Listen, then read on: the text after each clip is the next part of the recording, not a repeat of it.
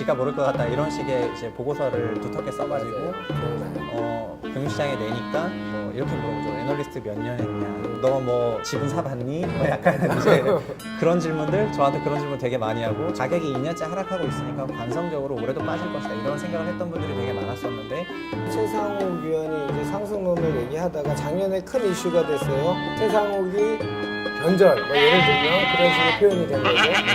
또 구체적인 수치도 이제 연말에는 제시하면서 하락할 거다 이렇게 했어요. 네네. 9.14는 또 어떤 일이 있었는데 그렇게 하락을 예측을 하신 거예요?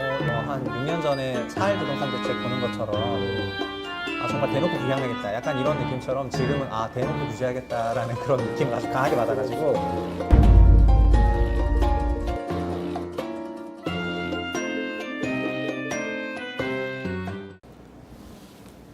안녕하십니까. 이주의 돈 버는 부동산 시간입니다. 오늘은 특별한 장소에서 특별한 분을 모시고 특별한 이야기를 나눠보도록 하겠습니다. 이분은 제가 2013년도에 서울경제TV에서 이진우의 기센 부동산을 할 때 처음 출연을 하신 이후에 승승장구라는 말이 딱 적합한 말인 것 같습니다. 부동산 그 분야를 연구하는 애널리스트이신데 부동산 전문가들이 좋아하는 신조어도 생겼죠. 여의도파라고 생겼는데 그 중에 대표주자입니다. 또 저 개인적으로 현재 부동산 예측이나 전망을 하는 전문가들 중에서 가장 신뢰가 가는 전문가입니다. 하나금융투자의 최상욱 위원 나오셨습니다. 안녕하십니까? 네, 안녕하십니까? 새롭네요. 네. 오늘은 스튜디오가 아니고 커피숍에서 이런 걸 다 찍고요. 네, 그리고 또 굉장히 거창하게 이제 준비를 많이 해주셔가지고 그래요? 네, 살짝 부담이 됩니다. 굉장히 캐주얼한 자리인 줄 원래 알았는데 부담 같은 거 안 갔잖아요. 그 시청자 여러분은 기억하실지 모르겠지만 이제 저희 같이 부동산 전문가라고 하는 사람들은 이제 기관들의 보통 11월에 12월 초에 나오죠. 내년도 부동산 전망 예측 이런 것들이 나오는데 제가 최상욱 위원을 알고 난 이후에 13년도부터 쭉 봤을 때 가장 시장의 상승을 잘 맞췄어요. 그런 사람이 하락을 과감히 얘기할 수 있다는 거는 굉장한 이 대한민국 시장에선 큰 용기였죠. 제가 봤을 때는. 그래서 그 내용을 오늘 얘기하고자 합니다. 자, 시작하기 전에 오늘 주제하고 밀접한 연관이 있습니다. 색깔도 봄 색깔 이쁘죠. 우리 최상욱 위원이 돈 버는 아파트 이후에 올해 3월에 다시 나온 책입니다. 다시 부동산을 생각한다. 철학적인 약간 네. 타이틀 단 것 같아요. 네, 그러니까 여러 가지 생각해 보라는 뜻에서 현 정부는 부동산에 대해서 규제책만 쓴다. 이런 생각들에 대해서도 좀 다시 생각해 봐라. 그리고 소위 입지가 좋은 부동산은 무조건 가격이 올라간다. 이런 생각에 대해서도 다시 생각해 봐라. 그리고 이제 좋지 않다고 생각했던 그런 부동산들도 한번 다시 생각해 봐라. 그러니까 다 한번 이제 저희가 갖고 있는 그런 패러다임이나 이런 거를 다시 생각해 보라는 그런 뜻에서 제목을 잡은 거예요. 오케이. 여기 보면 4가지 세그먼트로 부동산 시장을 비밀을 밝힌다. 이 세그먼트란 말은 이렇게 분할, 분략 이런 뜻이잖아요. 네, 저희가 사사분면 이렇게 할 때 각 사분면을 이제 한 세그먼트라고 근데 하죠. 최 의원은 개인적으로 세그먼트란 이런 형식을 나누는 걸로 전 책에서도 다뤘었고 지금처럼 네. 저는 이제 전체를 구분해서 좀 보기를 좋아하거든요. 이게 저희 직업 특성도 있는데 그렇죠. 그리고 한 방향으로 가면은 구분할 필요가 없는데 어느 쪽 좋아지면 어느 쪽 나빠지는 것도 있기 때문에 이제 좀 나눠서 설명하려고 하는 그런 습관이 있어가지고. 오케이, 네네. 좋습니다. 그러면 자, 제가 아는 최상욱 위원한테 두 정부의 특정 숫자들은 굉장히 어떤 변곡점이 된 정책들이 있었습니다. 13년도에 4.1 대책, 박근혜 정부 때, 그 다음에 문재인 정부 들어서는 9.13 대책, 이 두 개가 굉장히 본인의 어떤 로드맵을 제시한 데 있어서 또는 최상욱이라는 이름이 본격적인 인사이트라는 말을 듣게 된 어떤 변곡점이 된 것 같은데 일단은 4.1 부동산 대책은 13년 박근혜 정부 때 나왔는데 사실 박근혜 정부 때 그런 4.1 대책은 한마디로 요약하면 부양책이에요. 그렇죠. 네, 부동산 근데 시기적으로 부양을 시켜야 될 시기였고요. 네, 그게 중요한 그럼요. 거였거든요. 그러니까 왜 부양을 했어야 됐냐는 그런 상황이었냐면은 우리나라 부동산은 더 잘 아시겠지만 이제 80년대 말에 급등을 일기 신도시로 잡았었고 92년도에 이제 하락이 한번 왔었죠. 그러다가 IMF 왔고 네. 가계 자영업 비중이 굉장히 올라가고 그래서 가계가 나름 부를 많이 축적하게 돼요. 그래서 축적된 부를 가지고 부동산을 사게 되거든요. 네. 그게 2000년 초반이었어요. 그러니까 2002년부터 한 2007년까지 맞아. 급등 시기가 있었죠. 지금이랑은 뭐 비교도 못할 정도로 연평균으로 막 20% 올라가는 그런 급등기가 있었고, 그래서 그런 급등기를 잡기 위해서 1기 신도시처럼 이제 2기 신도시를 지어서 잡아야 되겠다 이런 생각에 대거 택지를 공급하게 된 거예요. 맞아요. 그러니까 그 택지를 굉장히 공급해서 그게 공급이 됐으면 좋은데 08년 금융위기를 만나가지고 이제 시행사가 받아들인 순간에는 금융위기 이후였던 거죠. 그러니까 이제 공급 못하고 택지를 받은 시행사가 주택 가격이 너무 낮아가지고 토지를 비싸게 이제 매입을 한 상태다 보니까 분양을 하면 무조건 적자가 나는 거예요. 그러니까 이제 그런 규모가 어느 정도였냐면은 전국적으로 상위 10대 건설사만 25조의 미착공 PF가 있었어요.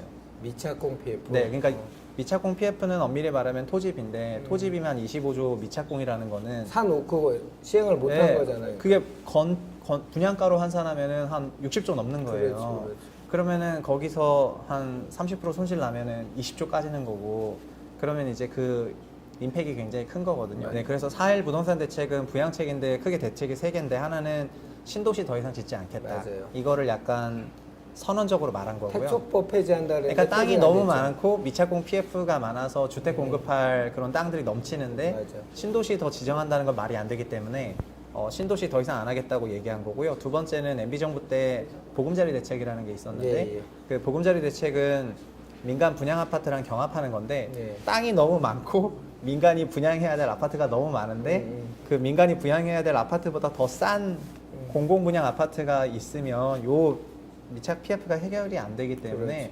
자연스럽게 이제 요 보금자리 정책도 없애게 되죠. 폐지해요. 그리고 마지막으로 이런 미착공 PF를 나중에 사업화했을 때 미분양이 나지 않습니까? 그런 미분양 나는 거를 이제 매입을 하면 5년 동안 양도세를 100% 감면해 주겠다. 이렇게 얘기를 해서 이제 투자 수요를 그때는 부양책을 써야 되는 시기였기 때문에 썼던 거고. 네네네. 예, 근데 제가 아까 변곡점이라 했던 얘기는 비로소 이제 최상욱의 이름을 이제 상승론자로 본격적으로 알리게 된 시점이 4.1 대책 이후죠. 예예 13년 그렇죠. 이후에. 네네. 예. 그 얘기 좀 해주세요. 아 그러니까 그 당시 왜 상승론을 예측했는지. 그러니까 2011년도하고 12년도는 심지어 서울시 주택 가격도 하락을 했어요. 맞아요. 그리고 2010년도부터는 서울시 인구도 감소를 했거든요. 그래서 이제 인구도 감소하는데 주택 가격도 빠지니까 이제 소위 시장이 일본화로 일본식 장기 침체 간다. 난리 났었죠. 네, 뭐 서점에 가보시면 아시겠지만 뭐 대폭락이 다 이런 책이었어요. 다 맞아요. 이런 책이고 시장에 대해서 자신감을 갖고 있는 사람도 거의 없고 막 이런 상황이었는데 제가 생각할 때 그 서울시 인구는 감소해도 그 서울로 통근통학하는 사람들은 계속 늘어나기 때문에 지금 얘기하는 세력과. 네, 이제 뭐 저는 그거를 예, 예. 서울의 세력 범위로 예, 표현을 예. 했는데 그러니까 그리고 극단적으로 말해서 서울은 뭐 상업 도시가 되면은 사람들은 다 나가 살겠죠. 예.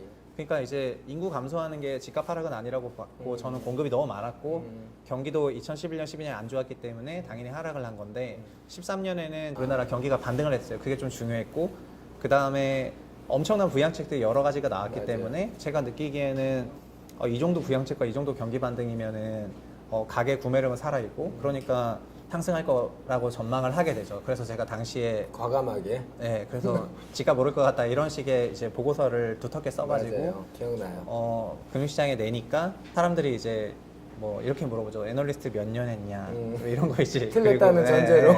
너 뭐 집은 사봤니? 뭐 약간 이제 가격이 2년째 하락하고 있으니까 감성적으로 올해도 빠질 것이다 이런 생각을 했던 분들이 되게 많았었는데 그런 정책 효과로 인해서 실제로 13년 하반기부터는 반등하거든요. 맞아요. 반등하고 14년 되니까 부양책 또 나와요. 14년에는 그 재건축 연한을 40년에서 30년으로 그렇게 나오니까 재건축 촉진하는 정책이 굉장히 파워풀하게 먹혀요. 맞아요. 그러니까 14년에 그런 규제가 그런 부양책이 나오고 15년에도 또 부양책이 나와서 분양가 자율화를 하거든요. 분양가 자율화를 하니까 이제 높은 가격에 그 분양을 할 수가 있게 되고 그래서 아까 얘기했던 미착공 PF들이 2015에 정말 다 소진됩니다. 맞아요. 지금 상위 10대 건설사들이 시행사들 택지 구매할 때 보증 썼던 그 금액이 25조 넘었다고 했잖아요. 2016년 정도 됐을 때는 뭐 3, 4조도 안 될 정도로 완전히 다 소진이 된 상태가 되고, 그러다 보니까 2016년부터는 이제 신도시용 땅이 없으니까 어떻게 되겠습니까? 구도심이 올라가는 거지 않습니까? 그래서 그때는 이제 구도심 강세 시장이 본격적으로 펼쳐지기 시작하고, 16년부터. 네, 그게 이제 2013년에 심었던 그 씨앗 때문에 2016, 17, 18, 3개년 동안 이제 구도심이 굉장히 이제 화려하게 올라가게 된 거죠. 네. 자, 그래서 13년에 최상욱 위원이 이제 상승론을 얘기하다가 작년에 큰 이슈가 됐어요. 국내 큰 매체에서 다뤘는데, 아, 큰 매체요. 네. 그죠? 네. 최상욱이 변절, 뭐 예를 들면 그런 식의 아, 표현이 네. 된 거죠. 네네네. 상승론자에서 하락론자로 뭐 이렇게 됐다. 이제 그 모멘텀이 바로 이제 9.13 대책이 나오면서 최상욱 위원은 과감하게 네.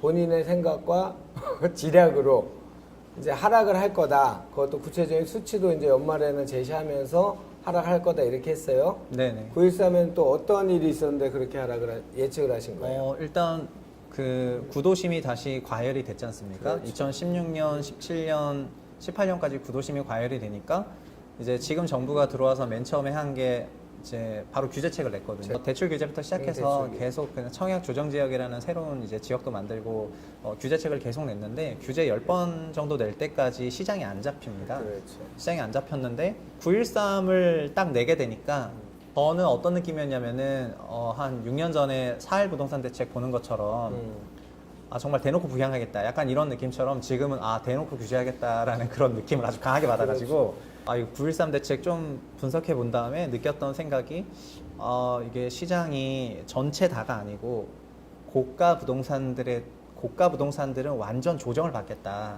이제 그래서 고가 부동산이 다만 주택 지수에 미친 영향이 너무 크니까 이제 뭐 나머지 저가 부동산들이 아무리 올라도 고가 부동산 빠지면은 지수는 빠지거든요. 비유하면 그렇죠. 삼성전자나 하이닉스 빠지면은 IT 스몰캡 종목들 올라도 시장 지수 빠지듯이 제가 그렇게 생각하니까 아 9.13에서는 고가 부동산 가격 하락하면 주택 가격 지수 하락할 거다. 이제 이렇게 얘기를 하게 돼요.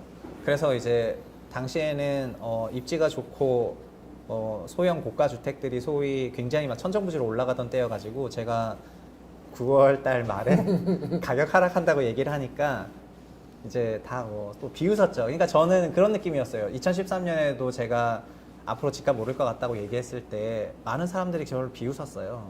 뭐 지금 이렇게 올라가는데 서울 대세론, 서울이 어떻게 빠져?